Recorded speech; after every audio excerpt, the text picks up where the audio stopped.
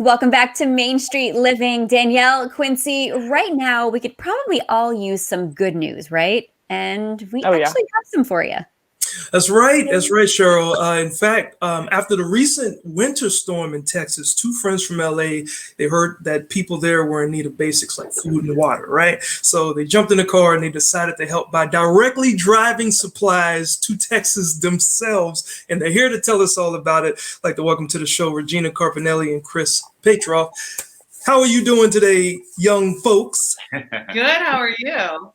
Doing great. I see that you guys are a very happy group of people to do things like this. So, Regina, how did you and Chris come up with this idea to drive supplies to Texas? Well, both of our industries have been directly affected by COVID. I'm a large-scale live events producer. I founded Los Angeles Comic-Con. I've executive produced RuPaul's Drag Con and the Saturn Awards. I do a lot of the biggest shows in LA.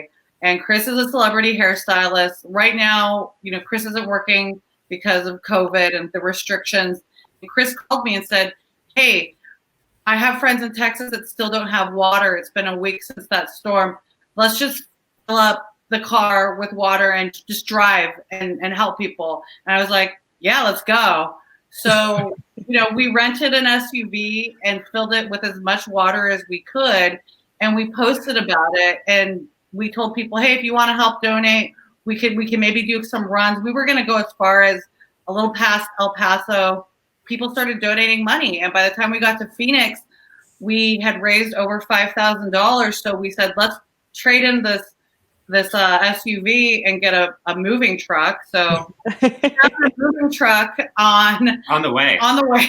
Chris, what was the reaction from people along the route as they saw what you were doing? It was overwhelming, the amount of support we got. I mean, it was kind of incredible. Yeah. Everybody seems to know somebody from Texas or, experienced disaster, droughts before. So everybody was overwhelmingly just anything they could do. They knew people, if they could connect us. I mean, we could have done it without the help from everybody we got along the way. And it was like mainly our friends donating money and then people along the way. But we loaded this Penske, named it Tara Lipinski truck filled with water and supplies. Many pallets of water. Yeah, we had over 12,000 pounds of supplies in it. So we couldn't go very fast, but it took us a minute.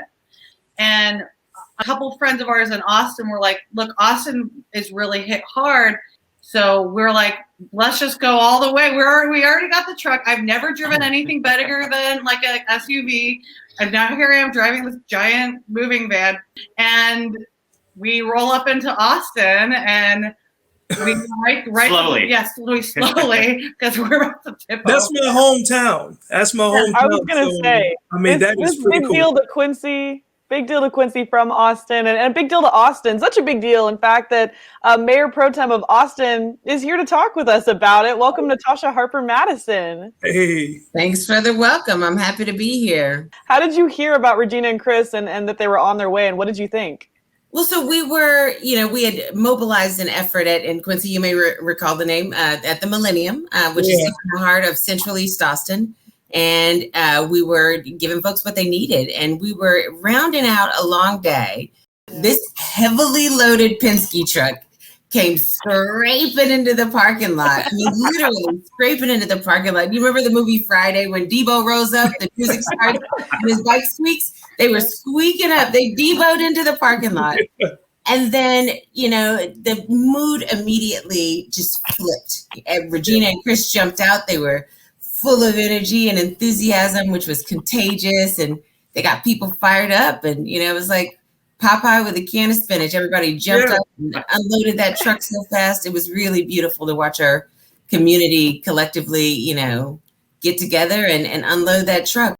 So how are things now? Like, are people still in need? That it's varying across the city. I'll be honest with you. A lot of our existing affordable housing stock happens to be older apartment complexes. So we are struggling some with their infrastructure. Our energy is back on, our water is back on. All our providers are up and running. The stores are restocked, but the invisible problems remain. Lots of homes and apartment buildings, their gas pipes. Oh, and that also, I said water, but also gas. We're having a lot of infrastructure issues with natural gas pipes. So there are a lot of people still without the basics.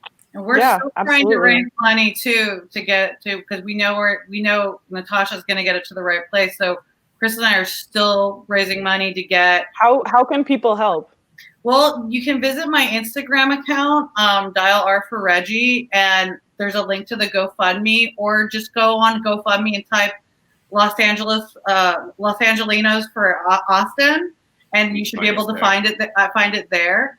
But we want people to know that no matter what, you can always help, and whether it's deep in the heart of Texas or the fiery hills of California, it's helping each other, and especially during this time. And like Natasha said, like, people are still really feeling it everywhere, and now's the time more than ever that we need to show compassion and love and kindness to our neighbors, and really help people out. And that it doesn't matter where we come from, that any small action, like what's that quote from the Bruce Lee movie, the butterfly on the pond and it makes a hurricane, a butterfly flaps his wing and makes a hurricane.